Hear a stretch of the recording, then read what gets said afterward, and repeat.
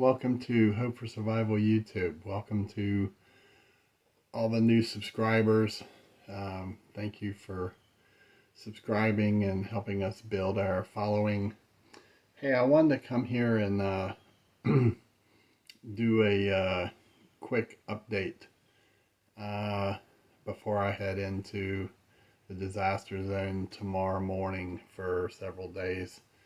And I'll be rotating in and out in our relief effort and mission that we're doing. I wanted to real quick share a couple things with you to give you a better understanding and also share some information with you. First and foremost, I really want to thank everyone who is playing a role in this, not just with us, but all the other locations, the volunteers, the aid, the donations that's flowing in from private organizations, churches, prepper groups who are working overtime to meet our calling. And words can't express how grateful we are for everything that you're doing on the outside to help us on the inside to do our best to provide resources, food, water, shelter, medicinal, cold weather gear coming in, ways to cook food, and security and things of that nature. It is a race against the clock right now with winter weather. The temperatures are dropping, and there's folks who are homeless. They lost everything, and it's taken a lot of lift and manpower to do all the tasks that are needed to pull this off. So thank you, thank you, thank you. In the meantime, if you're the praying type, I would request that you continue praying for everyone involved because we need the prayers. So real quick, how this came about, how Hope for Survival got involved. I was working through my church last Thursday, delivering a load to Irwin, Tennessee. And the damage there was so much, it was overwhelming. And that was on Thursday. And I immediately reached out to a friend of mine, a good sister, who's a member in Hope for Survival, but she's also part of a larger organization called the International Alliance of Chaplain Corps, and Dr. Tracy Elder. And I asked her, do you have a trailer available, loaded, that you can send to East Tennessee to bring food and supplies, water into? She said, let me get back to you. And she got back to me and said the trailer's on its way. And the trailer arrived on Friday.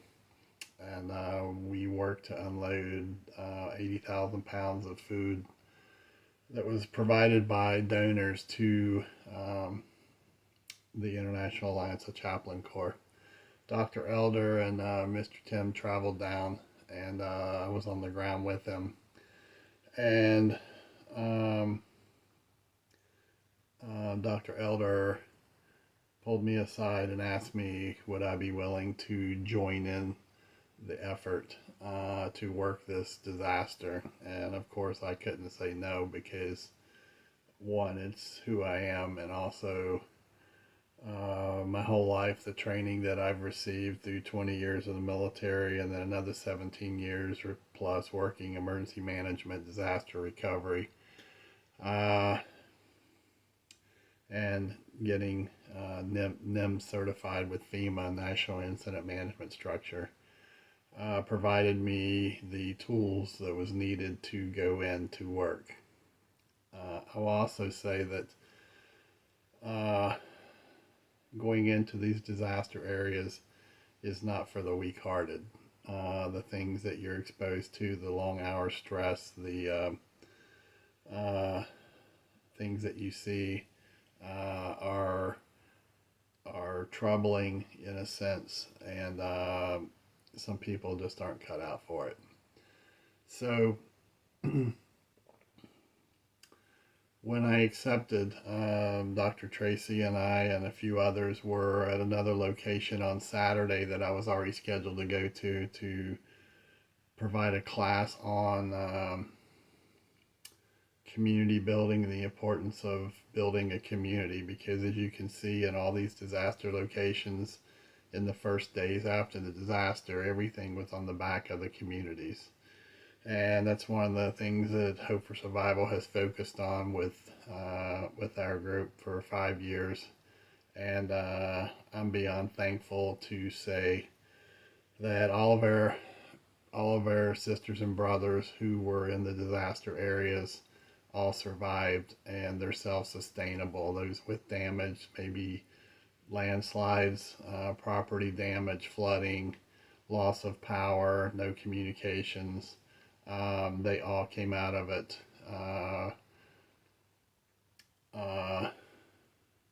okay. And I am thankful for that. And now I'm going forward with the International Alliance of Chaplain Corps to support a bigger mission. I'm reaching back to my Hope for Survival members who are working overtime to support things I'm asking of them. Donations monetarily, resources, but I'm also now tapping into their skills and things they've learned in the last 5 years from sources and Hope for Survival. And I can't commend them enough for their willingness to help. Everything from we have a team coming from North Alabama with skilled workers, chainsaw crews, hard labor, pushing shovels, cleaning, mold removal, things of that nature. And these are all Hope for Survival sisters and brothers who are coming forward. One of our nurses is helping me to put out notices to get nursing volunteers to rotate in and man the first aid tent once we get it up in the next couple days. Once we get on the ground there, starting tomorrow. And another team is working on communications. There's no communications on the ground there, so have a team of ham radio operators who are connecting with an individual in Florida with Hurricane Milton coming in to get status updates of the things in Florida via ham radio to North Carolina, Tennessee region. And then once they receive updates, they will forward me a report via a bivy stick, which is satellite communications, and they can text and email me via satellite to give me updates. And this is all to feed information to the International Alliance of Chaplain Corps to start scheduling trailers from Columbus, Ohio, to start pulling aid into Florida. So we're working 2 locations, one our disaster area here, and we're starting to prep for the inbound hurricane coming into Florida. I have another group who is I've asked to give me pertinent information daily or every couple of days on events outside the disaster zone, an intel report, if you will, so we can stay attuned with things going on the outside, or if events occur where we need to get help to Hope for Survival people. So, and many others are gathering resources to get on trucks to bring into the disaster areas. From this point forward, when I post updates, I'm not going to state where we are, where we're working at, um, for multiple reasons. One is to stay out of the political side of it. Our focus is putting resources on target to help those that are in need. Anyone who knows me knows I have my own opinion on the political side of it, but now's not the time for it. We can focus on that at another point. Like I said, our goal is to get resources on target uh, and continue that until we can get some sustainability for the folks in the area where we're working. We chose the area that we're working because no one had been in there after 7 days to make contact to see what kind of needs this community has. So it's not politically driven, it's not race driven, it's not socioeconomic driven. It's sisters and brothers, Americans, we the people in need, and that's what we're focused on doing, is getting in there and helping. So with that said, there is a lot of riffraff going on over this disaster, and politics and other individuals who are trying to tear down the disaster relief effort, posting false information. They're feeding negative information about individuals who are working in groups who are trying to get in and help people. I would encourage you to, all of you, I would encourage you to stay focused on this mission, and don't let the negatives tear you down. Don't believe everything you see and read, because much of it is propaganda, much of it is third and fourth word. There's no way to validate information. And if it's anything that tears away from getting resources in to help these people, then it's not important right now. Anything negative, there's a place for it. That's not part of this, okay? And many of the negatives that are coming out are from individuals or groups who are not on the ground. They're not putting forth effort. They're not helping get resources. They're doing absolutely nothing to contribute to the effort of helping these folks who are victims, who desperately need our love, our energy, our prayers, and in a timely way, as quick as we can, get there to all the different locations. We can't be everywhere, and we're going to be in this specific location and community.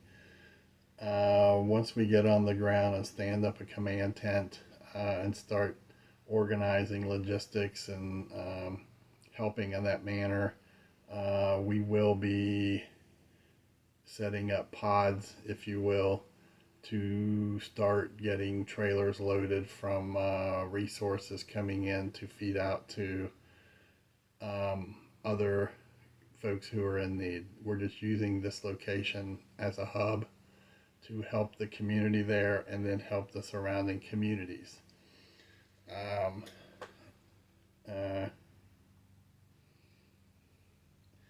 The negatives and the BS won't be tolerated, simply because they're going to be ignored.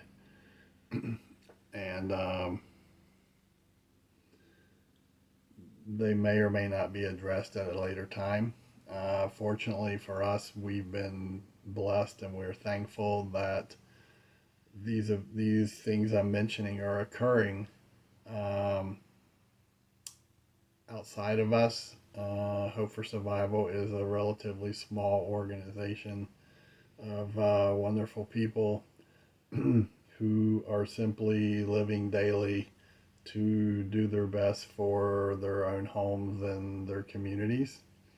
And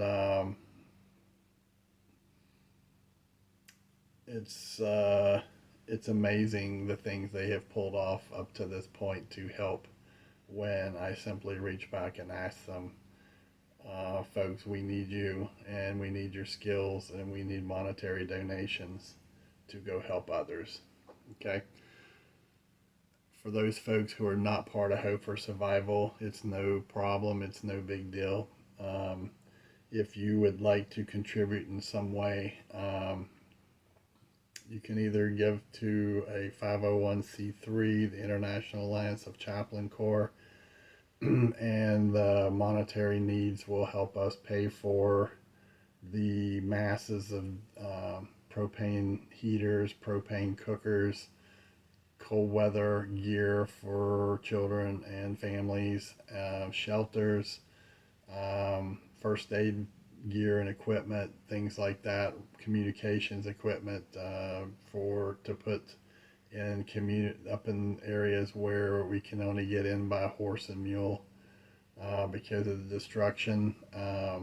So there's so many moving pieces that that's being addressed right now, and it's none of it's free.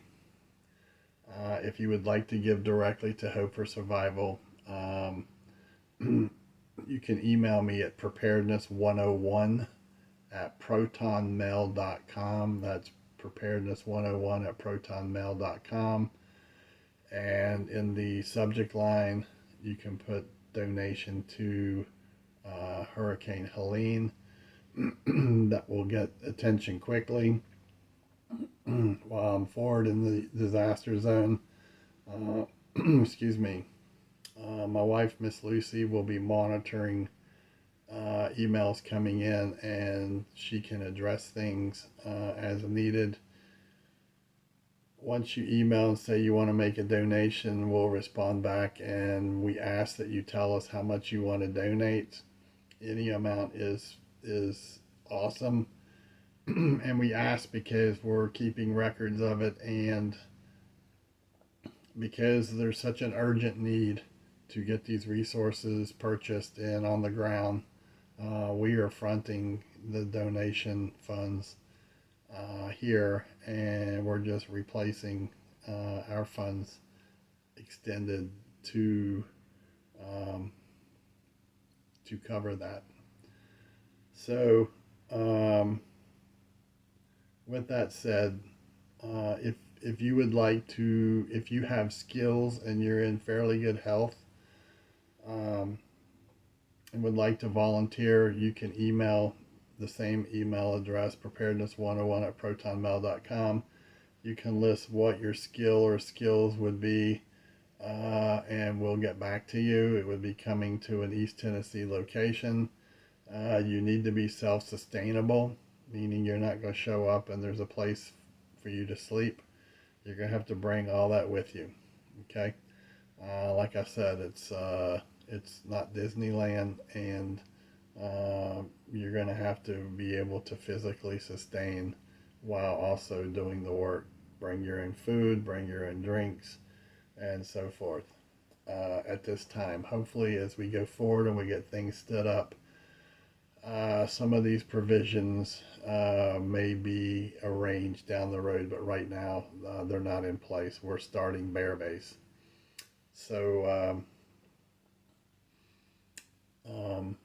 I think that covers everything.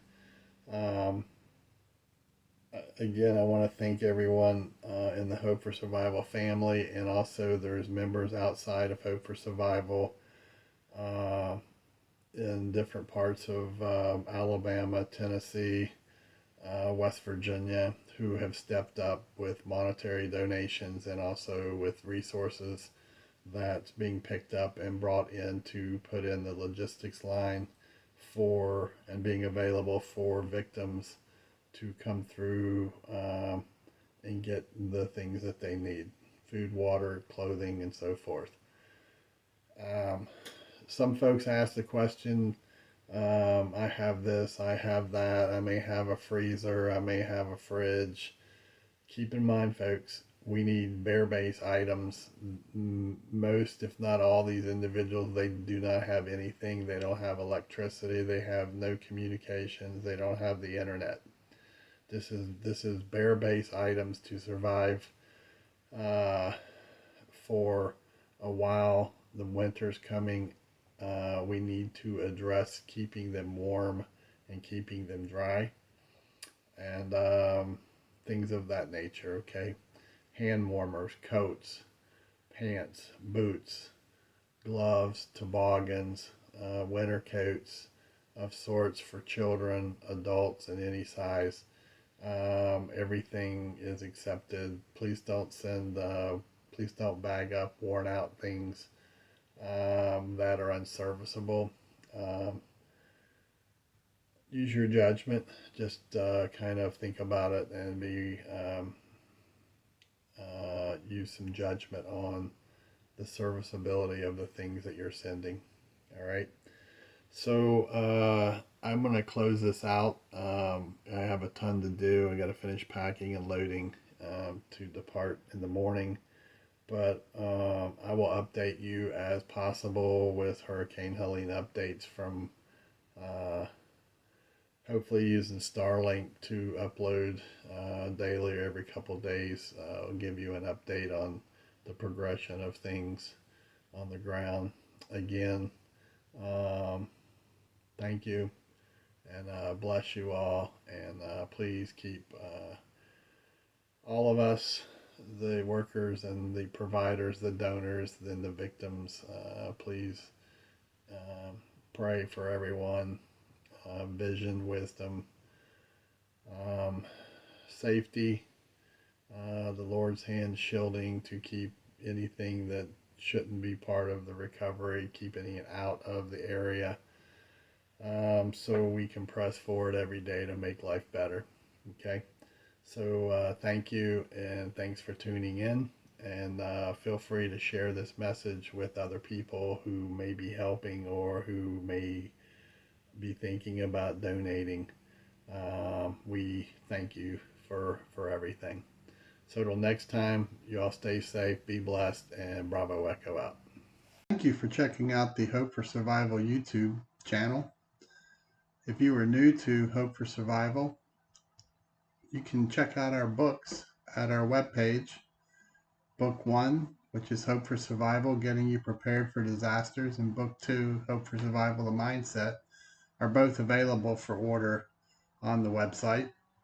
We also offer the Hope for Survival football stick, which is a memory stick set up as a digital filing cabinet with files already loaded on there for you to digitally copy items such as deeds, auto transcript for ownership, wills, living wills, loans, banking information, items that if your home burned down or you had some form of a disaster, you could have all your important papers already digitally filed on this stick.